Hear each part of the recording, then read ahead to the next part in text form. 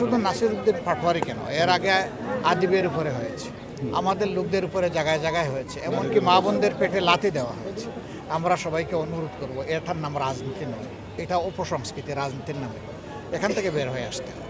কিন্তু কেউ যদি না আসেন, জনগণ খুবই সচেতন, জনগণের চোখ খুব ধারালো, তির্যকভাবে গিয়ে পড়ে। যিনি সীমা লঙ্ঘন করবেন তাকে জনগণ অতীতে ক্ষমা করে নাই, এবারও করবে না।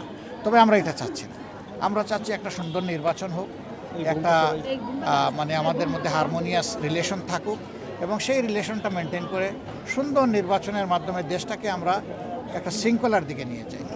আর এখনই যদি আমরা মারামারি করি, বিভিন্ন ধরনের ঝগড়ায় লিপ্ত হই, তাইলে আগামীতে ঐক্যবদ্ধ বাংলাদেশ হবে কিন্তু পরস্পরের মতকে সম্মান করা উচিত, শ্রদ্ধা করা উচিত। আগামীতে আমরা একটা ঐক্যবদ্ধ বাংলাদেশ দেখার স্বপ্ন দেখি, এবং আমরা কাউকে দূরে সরাই দিতে চাই। আছে, সবগুলোই আছে, আপনারাও দেখতে পাচ্ছেন।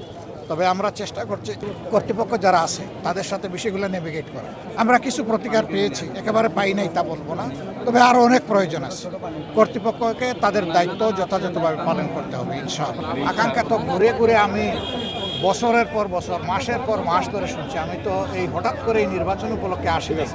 তো আকাঙ্ক্ষা খুবই উচ্চমানের, আর আমরাও তাদের প্রতি কমিটেড যে ইনশাআল্লাহ আকাঙ্ক্ষা পূরণ আমরা করব।